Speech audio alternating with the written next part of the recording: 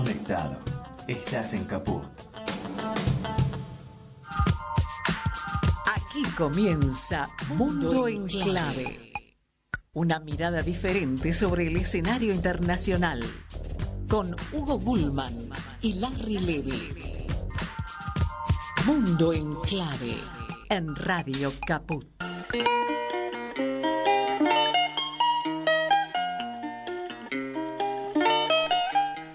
Hola, ¿cómo están? ¿Todo bien? Aquí estamos, nosotros también estamos todos bien, porque, bueno, el día está hermoso y aparte porque está bueno estar aquí, nos gusta, es un trabajo placentero este que hacemos, aparte nos encontramos todas las semanas a esta hora con Lucas Loza en los controles y nos encontramos con Larry Levy. ¿Cómo va, Larry? ¿Qué dice usted, señor Hugo Gulman? ¿Cómo lo trata la vida? Aquí estamos, muy bien, en Mundo en Clave, como bien decía la locutora en la apertura, nuestra amiga Vilma Noche, vamos a ofrecer una mirada diferente acerca del escenario internacional. Y, por supuesto, compartido con otros medios, porque esta misma transmisión se transmite luego, mañana, por ejemplo, en el multimedio público de Marcos Paz, ¿no? Radio y televisión.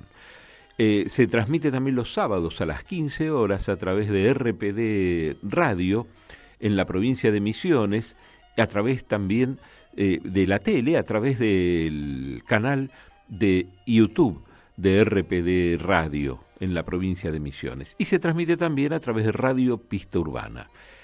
Y hoy, Larry, nos vamos, porque siempre contamos que hablamos o de un país, o de una región, o de un conflicto, o de algún tema que atraviese a muchos países.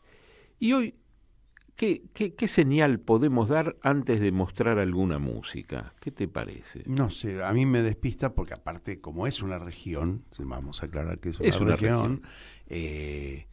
Tiene ciertas particularidades, y no nuevas. Uh-huh. He descubierto que tomamos protagonismo en los últimos años, pero ya hace como 58 años que existe. Mira, con la música que vamos a pasar, estamos seguros que no les vamos a aclarar nada. Vamos con eso.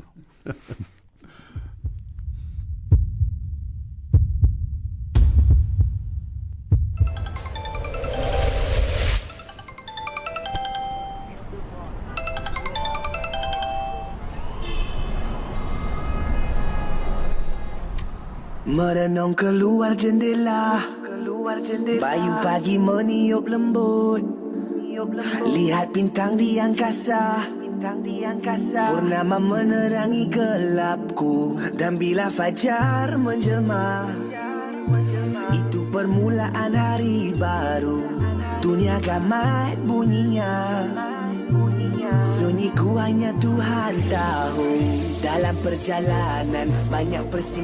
Así como Larry comentaba que vamos a hablar de una región, naturalmente estamos hablando de varios países. Y la música que vamos a pasar va a ser también de varios países diferentes, ¿no? Esta particularmente es de un país interesante, un país que a mí me encantaría conocer en algún momento. Tiene una... Como dato, yo creo que puede llegar a ser para los conocedores de esto, tiene una monarquía constitucional electiva. Qué raro, ¿no? Yo no sé si en el mundo hay otro país que tenga una monarquía. Yo creo que no, porque en general las monarquías son designios de Dios, ¿no? Así familias de estirpe que vienen desde arriba, ¿no? Hay 9 estados en ese país, 9 estados. Quienes dirige cada uno de esos estados son los que deciden quién va a ser el rey durante los próximos 5 años, y cada 5 años se renueva.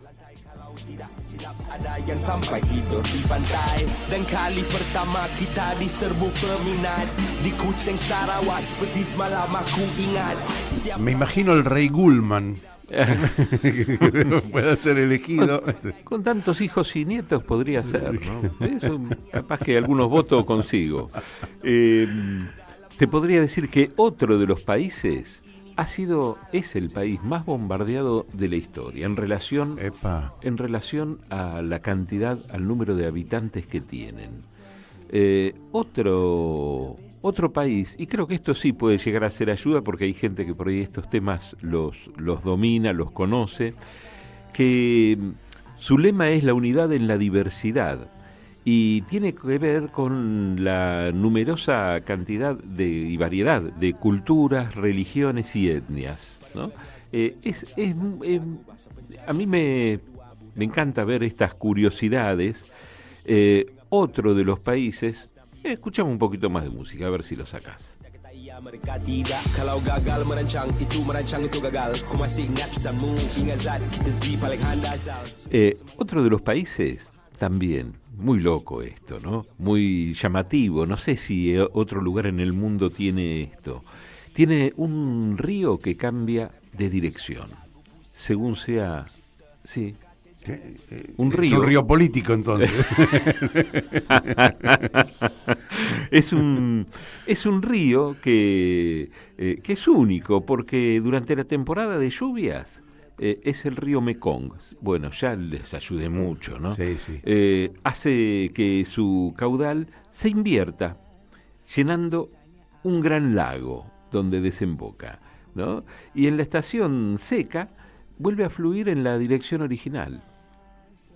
Interesantísimo, Uh-huh, interesantísimo. sí. Así que, en fin, bueno, hay más cosas para contarles, pero yo creo que la síntesis quizá de lo que queremos hablar o de lo que vamos a hablar, están viendo que hay un invitado a quien enseguida vamos a presentar, la síntesis de todo esto la va a hacer ya Larry Levy.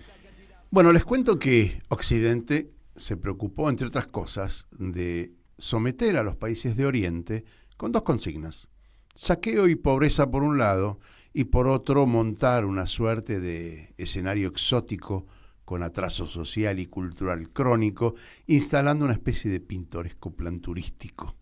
La mirada supremacista de Estados Unidos y Europa se proyectó como una impronta culta y evolucionada. Es probable que tras el saqueo y la dominación esa mirada se percibiese como verdad revelada de lo que no se debe ni se quiere. Pero la historia nunca es lineal y siempre nos devuelve una imagen en espejo.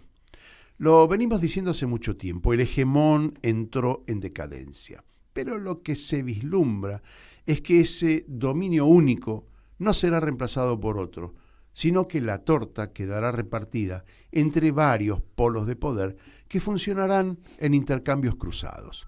Algo nuevo, ya que las distancias se acortaron y las comunicaciones se agilizaron. La revolución tecnológica plantea nuevas herramientas de dominio y poder. Todo parece como un nuevo escenario geopolítico que deberemos ensayar procurando mantener los equilibrios para poder seguir evolucionando. Puede ser que este enunciado sea más deseo que realidad, pero de otro modo, la extinción sería una realidad muy probable y cercana. También dijimos y sostenemos que la geopolítica se ha vuelto una ciencia decididamente difícil de practicar, ya que la metodología de análisis sufrió cambios profundos que impiden predicciones certeras y comprobables. Nos queda la observación como práctica y formación de opinión para evitar la multiplicación de teorías que en muchos casos se convierten en análisis conspirativo. Hoy vamos a tratar un polo de poder que no es nuevo, pero entra con nueva fuerza al escenario mundial: el ASEAN, el sudeste asiático.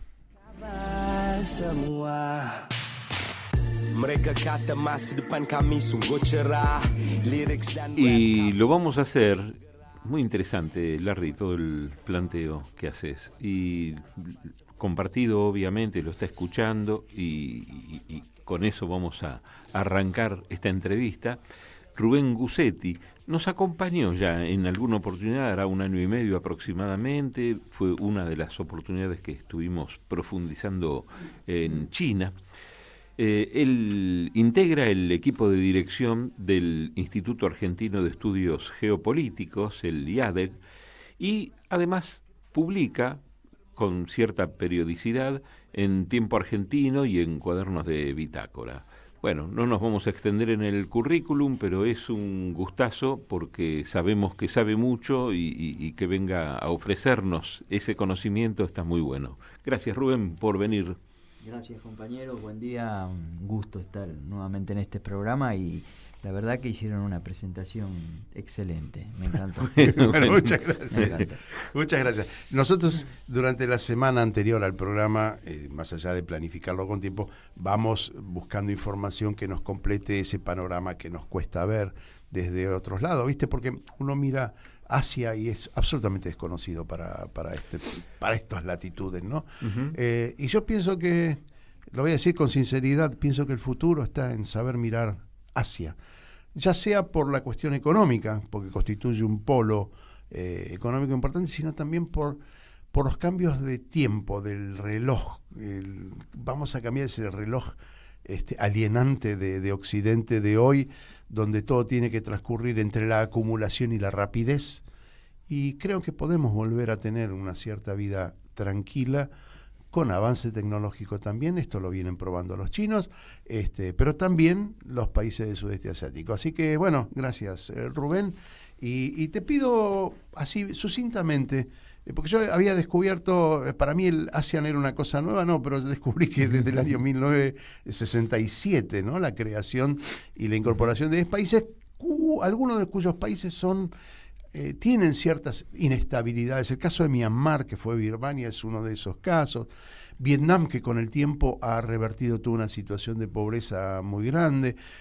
Una monarquía como la de Brunei, ¿no? Es decir, que conforma una variedad interesante, pero una solidez a través del tiempo que es admirable, ¿sí? Así que te pido que nos traces una especie de semblanza. Mira, coincido que es una región apasionante y de la cual no solo desde el punto de vista económico uno puede admirar gran parte de la evolución que ha tenido en los últimos años, sino que además del punto de vista cultural y civilizatorio, me parece que desde Occidente tenemos muchas cosas para aprender, ¿no? De ellos. Uh-huh. Y la ASEAN es una asociación de naciones del sudeste asiático, que no es nueva. Vos dijiste en tu introducción que ha cumplido 58 años. Este año se conmemoraron los 58 años en la ciudad de Ho Chi Minh y también los 30 años del ingreso de Vietnam a esa asociación. Uh-huh. Y se inicia en 1967, justamente, digamos, para darle un contexto, en el marco de la Guerra Fría, en el marco del esfuerzo sobre todo de Estados Unidos, de Gran Bretaña, de todo ese bloque occidental dominante, para tratar de evitar que algunos de esos países se incorporen al bloque comunista o puedan tener un proceso que los lleve en esa dirección. Recordemos todo lo que significó esa enorme matanza en Indonesia, uno de los fundadores de la ASEAN, 2 años antes, en 1965, donde mataron más de 1 millón de personas para tratar de evitar justamente el triunfo de ideas socialistas. Bueno, en ese contexto no podemos decir que lo haya auspiciado Occidente, pero, digamos, de alguna manera dio un guiño para que 5 países inauguraran la asociación la ASEAN. Esos países fueron Filipinas, Tailandia y los 3 del sudeste asiático, Indonesia, Singapur y Filipinas. Uh-huh. Esos 5 países dan inicio en 1967 a esta, digamos, en principio una asociación económica. Pero eso va cobrando volumen. Al poco tiempo se incorporan 5 países más, que son Laos, Camboya, Vietnam, algunos otros 2 que no me los estoy acordando. Birmania, que es Myanmar hoy. Myanmar, sí. Exactamente.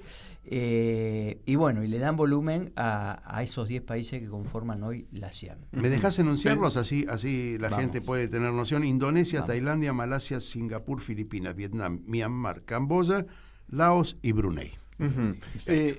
Hay algo que no deja de darme una gran curiosidad y pensando, uno lo piensa siempre desde donde es, desde donde se formó, desde donde creció y vive durante tantos años, ¿no? Entonces es muy difícil no pensarlo desde nuestra región, desde Argentina y Latinoamérica. Y por otra parte, lo uno con esa frase de Indonesia, la unidad en la diversidad.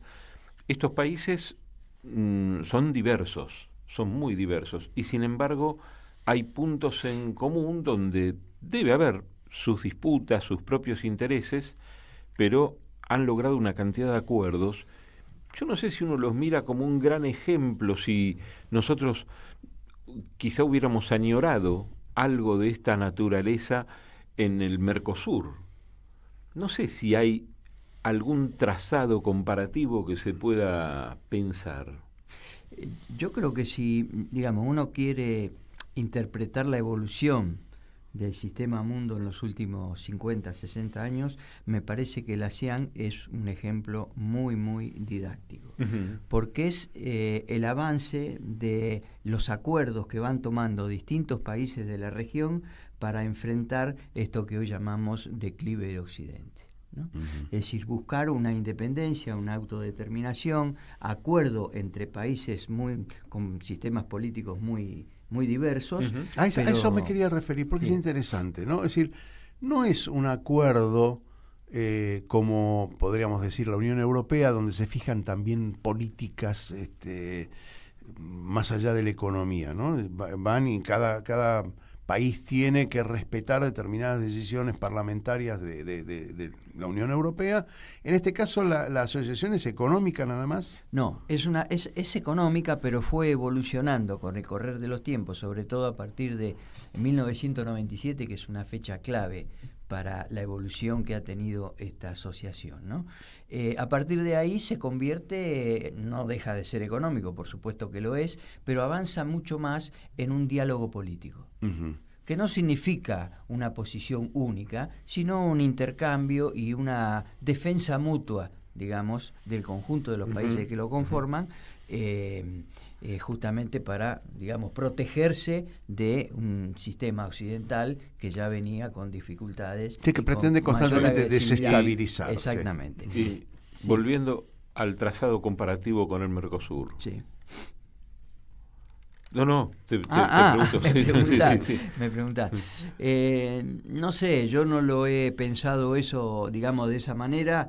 Pienso que nosotros estamos en una situación mucho más atrasada, si se quiere, es mucho más joven el Mercosur, y estamos en una región donde estamos muy cerca de la principal potencia de Occidente y estamos influidos por todas sus políticas. Miremos el último encuentro de Mercosur, donde nuestro presidente se encargó de boicotear todo tipo de acuerdo que pueda permitir dar un paso hacia adelante. Claro. Bueno, ellos tienen la ventaja de que, decía en 1997, debido a la crisis financiera que provocó Occidente, el ASEAN da un salto de calidad y incorpora lo que se denomina al ASEAN más 3, incorpora sobre todo a China y después también a Japón y a Corea del Sur. ¿Y ahí sienten que hay una protección de alguna manera, o no puede meter tanto la púa Estados Unidos como lo puede hacer en algunos países o con algunos dirigentes? En un primer momento, a partir de 1997, después también hay otra fecha clave, en el 2000, cuando se hace el acuerdo en Chiang Mai. Chiang Mai es una ciudad al norte de Tailandia, cerca de la frontera con China, un acuerdo financiero. Es decir, un acuerdo para empezar a protegerse de la financiarización de la economía que propone Occidente. Y por supuesto que la incorporación de China a partir de los últimos años del siglo XX le da una posibilidad de desarrollo tanto en tratado de libre comercio como en financiación de obras de infraestructura, le da una dinámica mucho mayor, ¿no? Y por supuesto esto se ve absolutamente potenciado con la incorporación de China en la Organización Mundial de Comercio, ¿no? Es decir, a partir de ahí todas las obras y los acuerdos, sobre todo económicos, cobran un volumen enorme. Ahí yo quiero poner el acento porque ahí podemos trazar cierto paralelismo con los BRICS. Los BRICS también constituyen una alianza económica que no tiene que ver tanto con la política, con fijar políticas internas en cada país y homogeneizar como hizo Europa, sino está bien lo que me gusta esta cosa que decís de protegerse de las alternativas financieras y no tanto productivas. Por eso se convierte, me parece a mí, que el título de los tigres asiáticos tiene que ver con eso, tiene que ver con haber puesto el énfasis en la producción, es decir, en el desarrollo del capital, pero productivo y no financiero. Y ahí es donde pueden hacerle frente a esos periodos de inestabilización que propone Occidente para ahogarte, ¿no? Que lo ha hecho en forma constante los últimos 20, 30 años. Sí, Hugo. Pensaba, ¿cómo se apoyan entre sí esos países? ¿Con apoyo financiero, potenciando negocios entre ellos? ¿Cuál es la mecánica de trabajo y cómo es el bloque hacia afuera? Es tiene un funcionamiento multisectorial, digamos, ¿no? Es decir, por un lado los acuerdos como bloques, como asociación. Han llegado a acuerdos de libre comercio, han bajado, yo tengo cifras, pero para no aburrir, por ejemplo, en 1991, 92, 93, el promedio arancelario en la asociación era de 12,5 aproximadamente. Bueno, 4 años después es de 2%. Es decir, cómo avanzan, por un lado, los acuerdos del bloque como asociación, pero después los acuerdos bilaterales. Es decir, hay muchos acuerdos que se han avanzado. Bueno, lo anunciaron ahora el último mes. Indonesia, cuando Indonesia se incorpora al grupo BRICS en los últimos meses, y anuncia junto con el gobierno de China que a partir de ahora todos los intercambios comerciales van a ser en rupias y en yuanes. Ajá. Entonces, bueno, hay acuerdos como bloque y hay acuerdos también bilaterales. Y fueron avanzando, ¿no? ¿Y cómo? Es interesantísimo esto.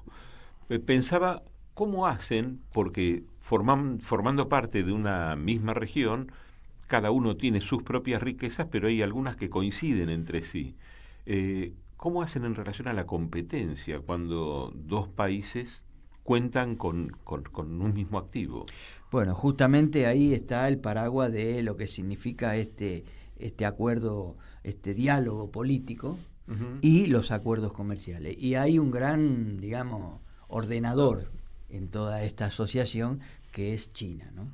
Es decir, China a partir del año 97 no es que haya creado o haya potenciado la ASEAN solamente para su beneficio, sino que le dio un impulso a todos los países de la ASEAN muy grande. Qué difícil es para nosotros entender esto que está diciendo Rubén, porque tiene que ver con la filosofía que tiene China con respecto al intercambio. Es decir, no tiene una posición, sí, por supuesto que no son bonitos ni están esperando regalarte absolutamente nada, pero tiene que ver con tratarte de igual a igual, cosa que no puede hacer Occidente, ¿no? por su propia impronta, ¿no?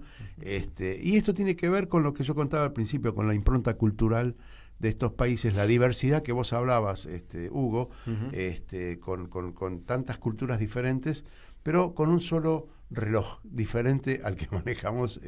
Insisto con esto porque es muy difícil entender cómo, por ejemplo, China, que es el caso que nosotros más conocemos ahora, puede planificar a un quinquenio, pero también a 50 años, ¿sí? Multiplicar por 10 el proyecto en cuestiones de tiempo y tener la paciencia suficiente como para ir evolucionando dentro de esos carriles determinados con un proyecto. Yo me pregunto, ¿Trump tendrá un proyecto de 50 años? En absoluto lo tiene, ¿no? Es decir, están improvisando constantemente porque, como decía Rubén, están en decadencia, sin ninguna duda, ¿no? ¿Vos lo ves así esto? Es muy interesante. Yo, a veces, viste que está muy en boga la discusión, bueno, ¿qué es China? ¿Es un nuevo imperialismo? ¿Tiene un sistema capitalista? Bueno, todas esas frases y esos conceptos que están en debate. Yo digo, para tener una referencia, hay que tratar de ver el tratamiento que le ha dado China a sus vecinos y el que le ha dado a los centros de poder occidentales. Es decir, miremos lo que es Centroamérica, lo que somos nosotros, lo que es Sudamérica, ¿no? Donde hay pocas excepciones que se puedan rescatar de la presión salvaje, lo vemos ahora con los aranceles que está descargando sobre Brasil, ¿no? Y veamos el tratamiento que le ha dado China a sus vecinos. Y un ejemplo de esto es hay muchos acuerdos, pero uno de los que rescaté yo es el Tratado Energético justamente de lo que mencionaba Raúl antes, creo, sobre el río Mekong. El río Mekong es el más grande de Asia, atraviesa Tailandia, atraviesa Camboya, Laos, Vietnam, bueno, y parte del norte, del sur de China. Han hecho un acuerdo energético para la producción de energía para todos esos países. A lo largo de todo. A lo largo del Mekong, para aprovechar el potencial hidroeléctrico. Qué bárbaro. Y con un financiamiento de 4.500 millones de dólares. Obras extraordinarias, financiado por el Banco Asiático de Desarrollo, que por supuesto tiene gran influencia china ahí, ¿no? Claro. Entonces digo, veamos cómo esas obras de infraestructura los van integrando. Y en un momento determinado, cuando pueda haber alguna rispidez, como por ejemplo en la soberanía, en la disputa soberana sobre algunas islas, Spratley, Paracel, por ejemplo, en el Pacífico, ellos han acordado ya en el año 2002 de dirimir esas diferencias a través del diálogo. Claro. Además cuentan con toda la estructura y con toda la tecnología como para hacer esas obras sin necesidad de Occidente. No necesitan ni la tecnología alemana, ni estadounidense, ni la materia prima. Tienen el hierro, tienen todo. Es que los tigres, como se los bautizó, los tigres del sudeste asiático, desarrollaron tecnología porque la vieron venir ya hace mucho tiempo. Fueron uno de los primeros, grupos de países que anticiparon el desarrollo tecnológico paralelo al de Estados Unidos. Incluso son proveedores de Estados Unidos, lo cual convierten a la zona, también tiene ese poder de negociación que Estados Unidos lo tiene de forma muy mafiosa, y ellos lo tienen, digamos, por haber previsto en el tiempo la necesidad de producir tecnología. Y creo que eso va a ser para producción de todos, ¿no? Es decir, va a ser compartido. China comparte la parte de infraestructura, mientras que los países del sudeste asiático están produciendo para China también, ¿sí? Esto es importante. ¿Qué pasa con la energía en esa zona? Vos contaste ahora las obras hidroeléctricas. ¿Qué pasa con la producción de energía? Que me parece que es el tema central de lo que se viene, ¿no? en geopolítica. Cómo subsistir de la forma más económica, no depender del petróleo. ¿Cómo se está desarrollando? ¿Tenés idea? Bueno, en ese sentido China tiene una gran influencia porque sabemos que es el principal país que está desarrollando energías renovables, ¿no?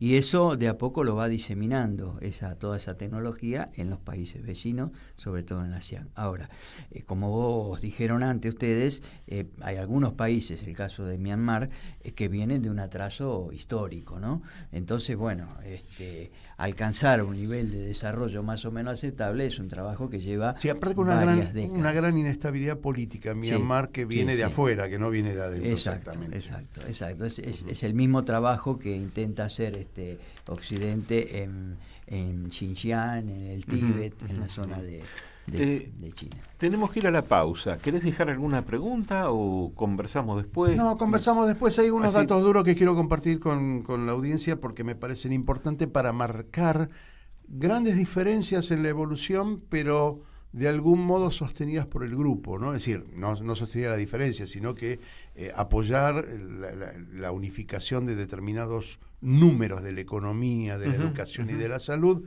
que son muy disímiles entre esos países, pero hay un gran respeto y una gran colaboración para tratar de evolucionar en esos ítems que en algunos casos son bastante deficientes, ¿no? Salud y educación.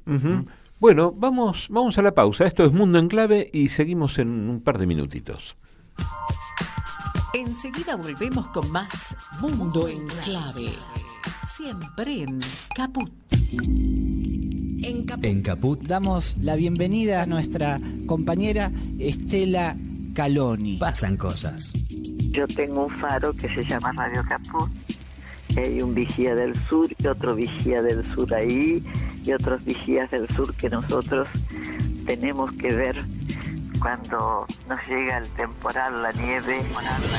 Tenemos que mirarlo todo, porque estamos preparados para mirarlo todo. Estamos luchando desde hace mucho tiempo por la verdad histórica. Radio Caput. Que es sobre la única cosa en que se puede edificar un país independiente y real. Esas cosas. y un recuerdo En Caput del Papa Francisco. pasan cosas. Querida Ana María, de modo especial rezo por las madres, rezo por vos, rezo porque son luchadoras. Estoy seguro que además del reconocimiento de la humanidad, Dios las tiene muy en su corazón, son luchadoras, Lucharon por la justicia y nos enseñaron el camino. Y me alegra que vos sigas estas huellas de tu madre y que la transmitas a los demás en tu audición radial. De modo especial rezo por las madres, rezo por vos, rezo por tu madre, Esther, y rezo por todos los hombres y mujeres de buena voluntad que quieren llevar adelante un proyecto de justicia y de fraternidad entre todos. Son luchadoras y nos enseñaron el camino. Radio Caput. Que Dios los bendiga a todos. Esas cosas. Per canta que me amuraste lo mejor de mi vida. Basta, deja de cantar. Me fui a escuchar Radio Caput, no te amuré nada. Radio Caput. ¿Querés arrancar la mañana bien informado? ¡Rompela! InfoSiberia, las noticias en tu celular. Manda un mensaje de WhatsApp al 1128679078 y recibilo gratis todas las mañanas. Vos sos la única que me hace feliz cuando nadie te dice la verdad. InfoSiberia, las noticias en tu celular. No seas como los demás. Manda un mensaje de WhatsApp y recibilo gratis todas las mañanas. ¡Ah, sí! Si quieres ver un paraíso, solo mira a tu alrededor y velo. Radio Caput. Desde el lugar de las utopías. Hoy Chicha se nos fue. En Caput Ana María Cariaga, pero quizás nos sobrevuele con su alma de abuela guerrera. pasan cosas. Para darte a vos, Clara Anaí, esos abrazos tejidos y abrigados. El zapabón. Decir que es merecido es poquito, no hay palabras para describir a Chicha. María Victoria. Con nosotros los nietos era sumamente cálida. Yo no me puedo olvidar de los regalitos que nos traía también a nosotros. Eve de Bonafini. Para mí fue una hermana, una amiga, una compañera. No sé por qué la vida nos juntó, pero nos pusimos de acuerdo en muchas cosas. Juan Martín Ramos Padilla. Esa placa que vamos a descubrir con el nombre de Chicha Mariani no es algo decorativo, pero es la asunción de un compromiso de defender las causas populares.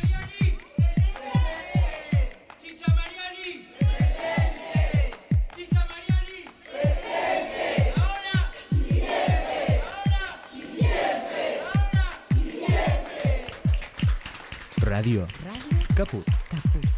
Hable bajo pero hable, no se case. Esas cosas. En Caput Nada más y nada menos que Víctor Heredia. pasan cosas. Vos lo llamás y decís, ¿a qué hora es? No te preguntan ni sonidos, ni carpas, si estamos abajo de la lluvia. Y eso es una cualidad, me parece, que hace a que él sea el poeta que es. Porque tiene ese corazón de ir al lugar donde se lo necesita. Porque para la gente no se olvida nunca más que él fue. A mí la música me parece que las canciones son para decir algo, Te canta para afuera, para que el otro se entere de lo que vos pensás y lo que vos sentís. Y es para eso, las canciones son para eso. Cuando hice Todavía Cantamos, la hice en referencia concretamente a la lucha de madres, a lo que pasó en mi casa. Escribí eso para mí. De pronto fue una canción de todos. Radio Caput. El poeta es eterno. Esas cosas. Seguimos con otra vuelta al mundo en clave.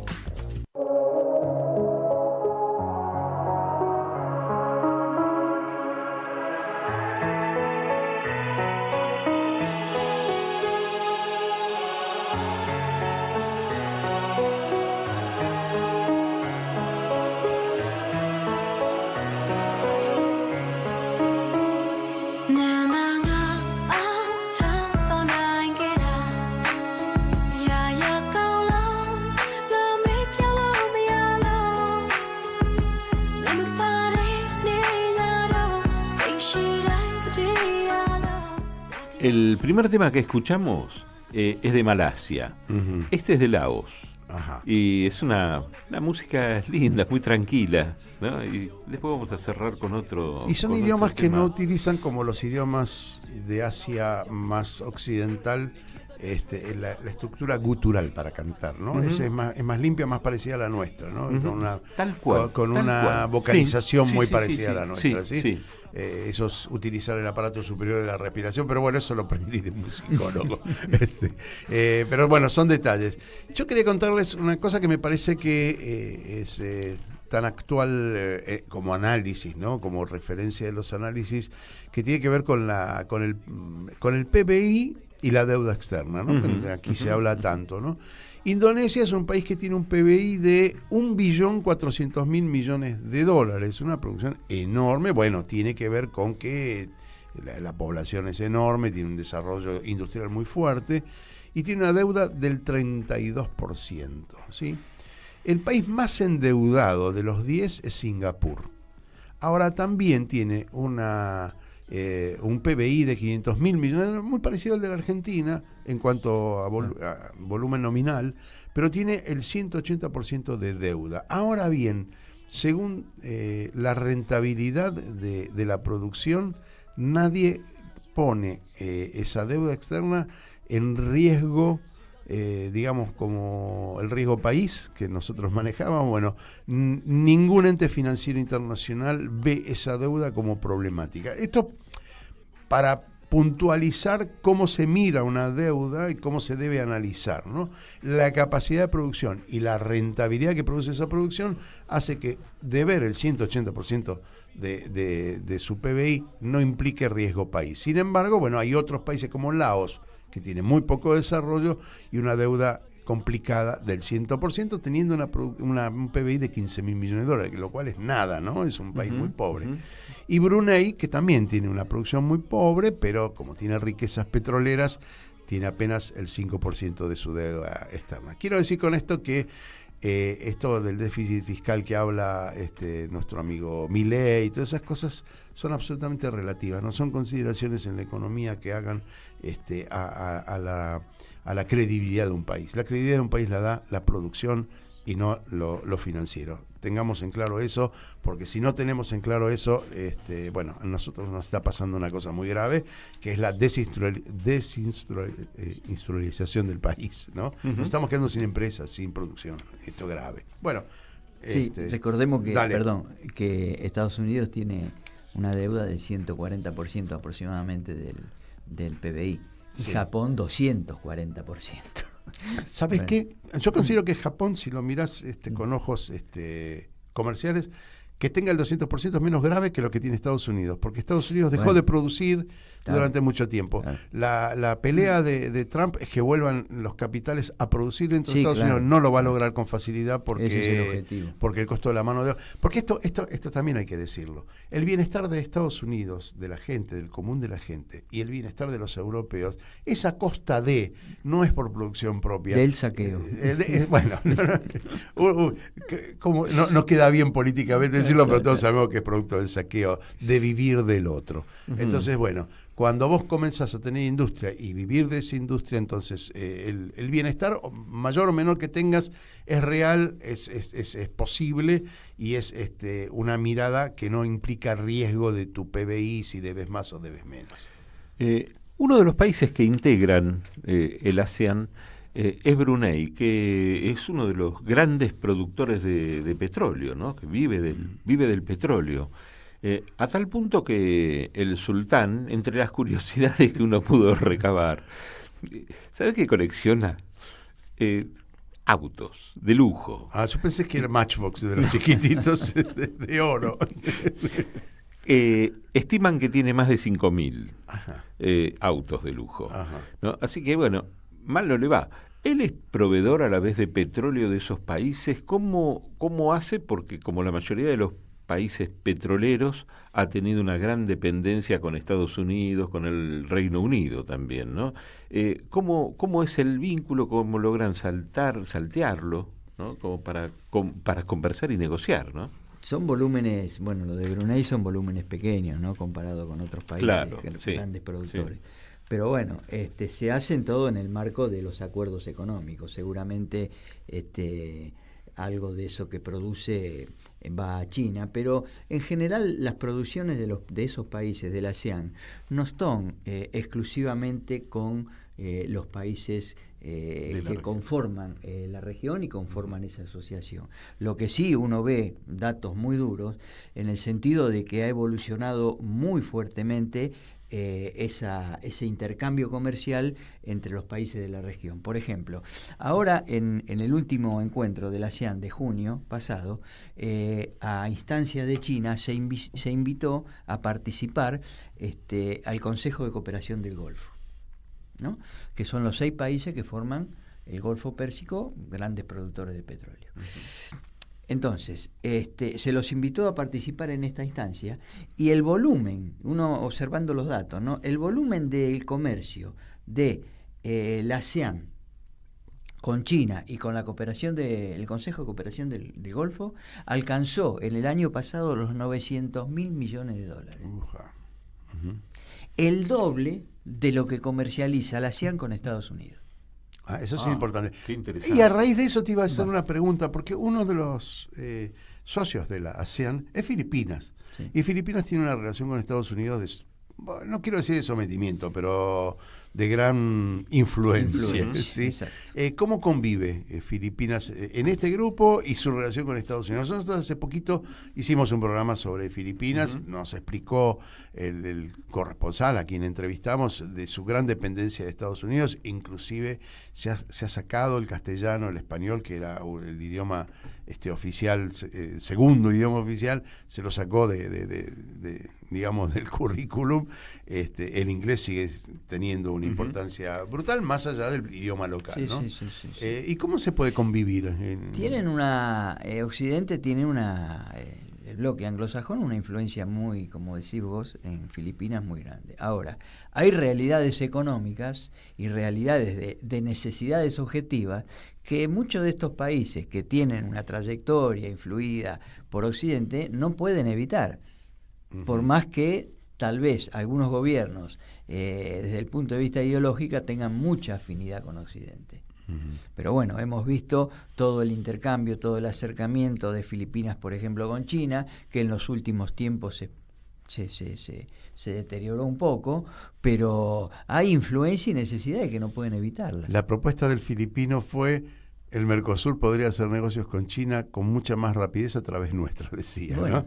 Es decir, también hay una historia. Claro, eso es interesante. Claro.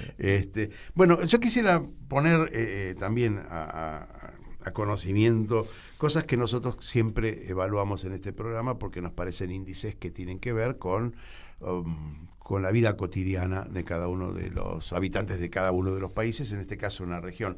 Pero poner en conocimiento esto, por ejemplo, el país que más le dedica a salud de su PBI es Tailandia, con un 4,5%, que es una linda proporción, no es la proporción de Occidente, pero es una importante proporción de su PBI. Y el que más invierte en educación, a ver si adivinan, porque es curioso, ¿no?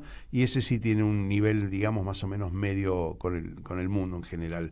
Es Brunei, el reino de Brunei, que invierte el 5,5% de su PBI en educación. Los peores datos, bueno, están en Camboya, en la educación, con solo 1,8 de porcentaje de su PBI, y en salud Myanmar. En Myanmar apenas el 1% invierten en salud. Más o menos como para establecer ciertos considerandos que tienen que ver con la vida cotidiana. Es lo que ¿no? decíamos antes, ¿no? El ASEAN lo conforman países de muy diversa trayectoria y muy diversa tinte político, ¿no? Es decir, ahí conviven Vietnam con un gobierno socialista y, bueno, el caso de Brunei en el otro extremo, o Myanmar con una inestabilidad política enorme, asombrosa, enorme. Y con algunos países con un atraso relativo muy importante, ¿no? Ahora, lo interesante de esto es ver la evolución que van alcanzando, el intercambio que van alcanzando y cómo va permeando la influencia de China y la influencia de otros países, porque también ahora con la incorporación de Japón hace unos cuantos años, de Japón y de Corea del Sur, también hay acuerdos que van beneficiando a los países más atrasados. Claro. Lamentablemente en el año 2006, por ahí, se había alcanzado un acuerdo mayor, porque se llegó a la ASEAN más 6, ¿no? Con la incorporación de Australia y la incorporación también de India y de Nueva Zelanda, pero bueno, lamentablemente India en este juego pendular que tiene permanentemente se retiró, ¿no? Bueno, para estar en los BRICS, lo cual no es malo, y en la Organización de Cooperación de Shanghái.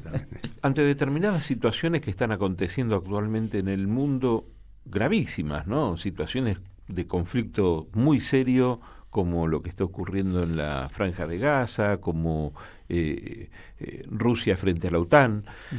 ¿Cómo se manejan? ¿Se manejan en grupos? ¿Se manejan independientemente y con libertad respecto de sus vecinos? ¿Cómo? Vos decís la asociación. La asociación... Yo no he tenido registro de manifestación como asociación de tener una posición ante estos conflictos. Más que nada son los países que van pronunciándose y seguramente, sobre todo en Naciones Unidas, algún tipo de acuerdo habrá para, por ejemplo, apoyar el alto el fuego en la Franja de Gaza, por ejemplo, ¿no? Pero, digamos, no se manifiesta como asociación ante problemas puntuales, ¿no?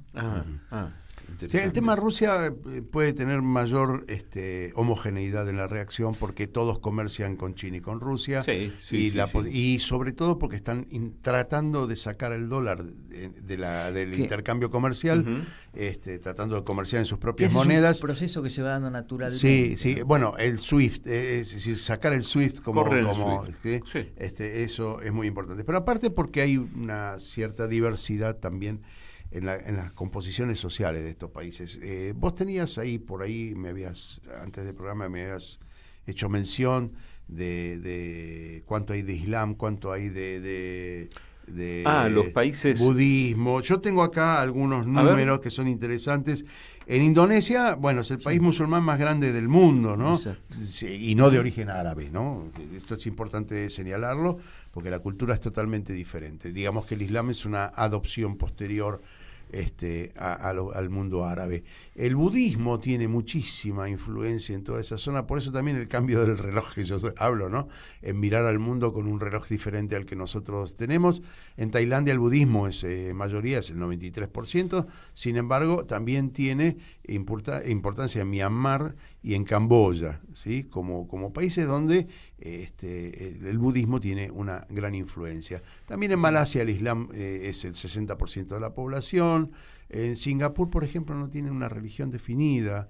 Hay casi el 20% de la población se reparte entre budismo, cristianismo, islam, hinduismo. Filipinas es el más católico. Filipinas es el único de todos ellos que tiene un índice de catolicismo muy alto, que es el 80%. Eso tiene que ver con la colonización que tuvo española en su momento.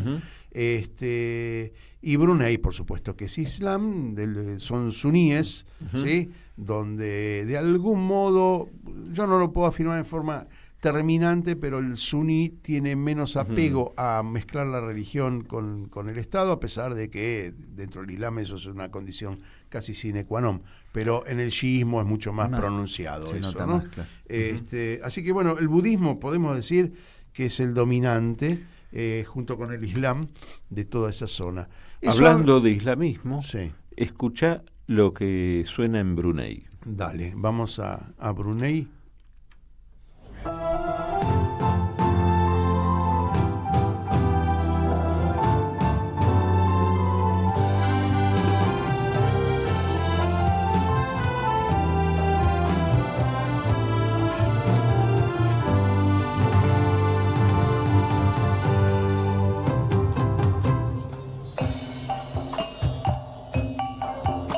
Es interesante ver el video de este tema porque la cantidad de instrumentos que hay, de percusión sonando, uno con una cosa, otro con otra, más diferentes tipos de instrumentos de cuerdas.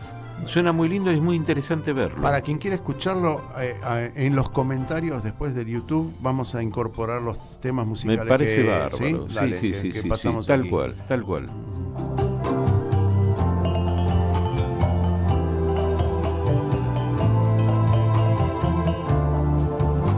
Tenías algunos otros comentarios más, Larry, sobre... Yo tengo todos los comentarios, pero bueno, no, digo, a ver, ¿cómo ves vos, Rubén, el futuro?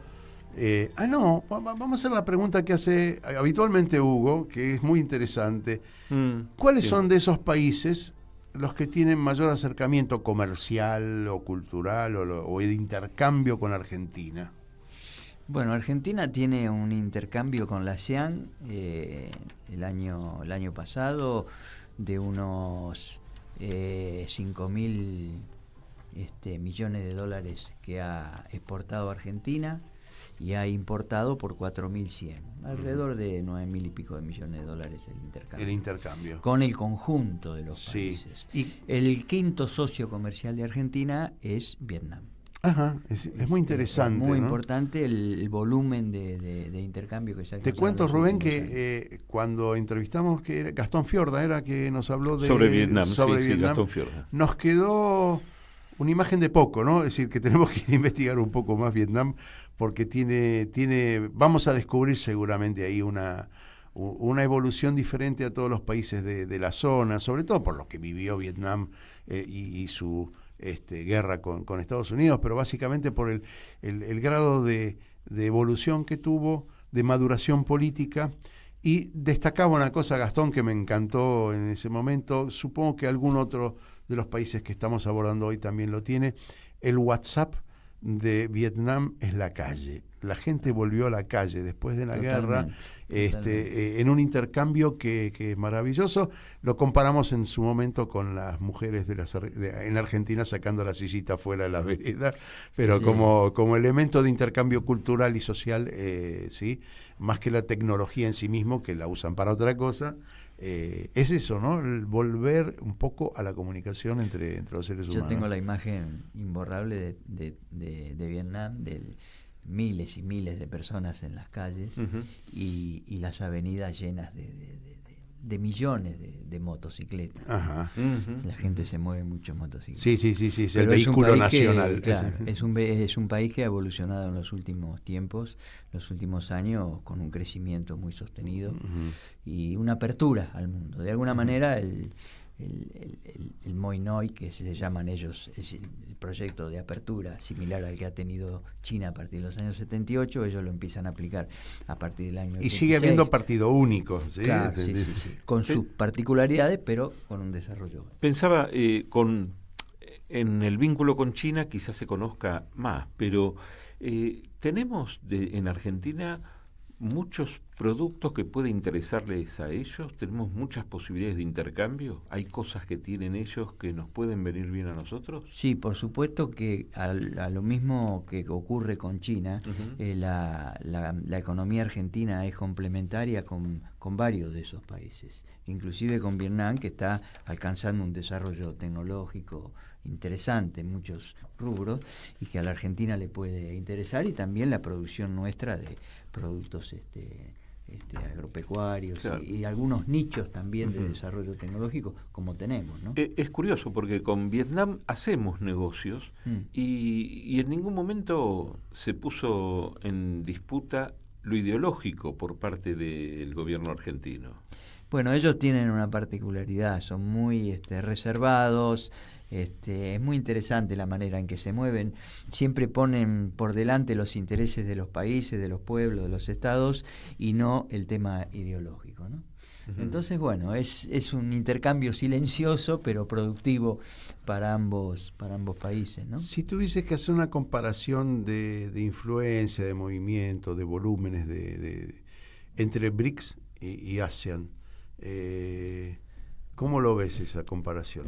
Y el BRIC tiene una proyección política indudablemente mayor, muchísimo mayor, lo que representa, digamos, ahora a partir de todas estas incorporaciones, la dimensión política que ha alcanzado en esta este cuestionamiento que se le está haciendo a Occidente de esta dictadura del capital financiero, ¿no? Ujú. Entonces me parece que lo de los BRIC tiene Otra dimensión. Ajá. Aunque nosotros no mencionamos una cosa que para mí es fundamental, alcanzada por la ASEAN, que es el RCEP. El RCEP es el mayor acuerdo de libre comercio alcanzado en el mundo. Ajá. Son la ASEAN más 5 por la fuga de India en su momento, pero tiene un volumen eso espectacular y una proyección enorme. Eso fue lanzado, se viene discutiendo del año 2016, pero fue lanzado en noviembre del 2022. Pero tiene una trascendencia a nivel mundial. Y ahora con esta incorporación, o por lo menos este intento de hacer participar a los países del norte de África y del Golfo, me parece que eso también va a alcanzar, por lo menos desde el punto de vista económico, un volumen de primer nivel. Ahora los BRIC es más una cuestión política. Estados Unidos intentó de alguna manera, no nos queda mucho tiempo, ¿no? No, me parece, ¿no? tenemos ya 2 minutos más. ¿Intentó de alguna manera Estados Unidos erosionar los vínculos entre esos países? Me quitaste la pregunta, Bueno, igual, si querés, vamos a dúo, porque más tiempo... No. Estados Unidos está en un problema al enfrentar o querer debilitar la ASEAN, porque la ASEAN es una asociación fundamentalmente económica. Entonces, Estados Unidos no está en condiciones hoy de ofrecer mínimamente lo que pueden ofrecer países como China, por ejemplo, ¿no? Y el volumen que va alcanzando. Entonces, el intercambio intra-ASEAN, es muy difícil que Estados Unidos pueda intervenir ahí para competir con algo. Larry, Entonces, para compensar, hacerle la otra que hago yo siempre. No sé cuál es, pero tengo una en mente. No, pero esto significa que venimos haciendo este programa con mucho placer y que tenemos un intercambio. No, que sí me parece interesante saber si hay algo que por ahí vale destacar que omitimos preguntarte, ¿no? No, yo lo que no quería olvidarme el tema del logro del RCEP, y después a mí para lo más maravilloso de la ASEAN es la diversidad de países. Qué sé yo, hablamos de Vietnam, no hablamos de Laos. Laos es un pequeño país, vos lo dijiste, con un PBI muy pequeño, pero es un país fantástico, porque es el reino de la naturaleza, la protección de todo lo que sea ecológico. O sea, tenga que ver con lo que detalló Hugo, que fue el país más bombardeado. Mira, para terminar, cerramos con Laos y hoy no hablamos de gastronomía. Pero, es cierto, nos quedamos. Pero, no, ni bueno, de vamos turismo. A almorzar algo, nos ¿no? quedamos, pero bueno, pero como es la hora, mira, si tuviéramos que almorzar en Laos ahora, iríamos por uno de los platos más tradicionales, que es un tipo de ensalada de carne picada, a menudo puede ser de pollo, de ternera, de cerdo, de pescado, sazonada con jugo de lima, salsa de pescado, hierbas y arroz tostado molido, ¿no? Un plato con bueno, fresco, cítrico. Yo me quedo con la cocina tailandesa. En algún momento del mayores, mundo ¿no? comí mayores, en un restaurante tailandés y la verdad que es sí. extraordinario.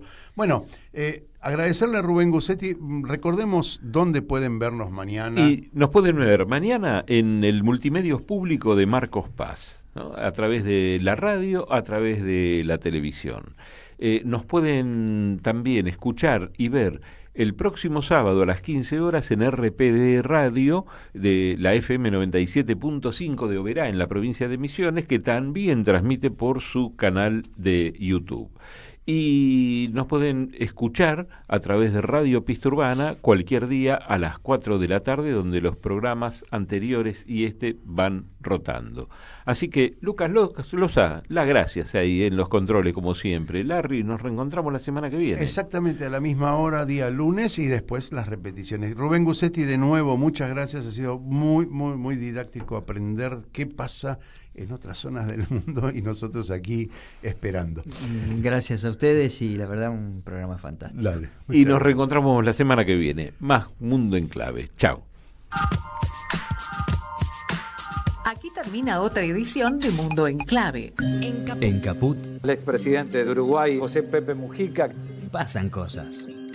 Es un momento de cooperar, de juntarse, de aguantar la solidaridad, Lógicamente, cuando las papas queman, los hombros más fuertes den una mano a los más débiles. La solidaridad no es una cuestión de limosna espontánea. La solidaridad tiene que ser una política en este momento.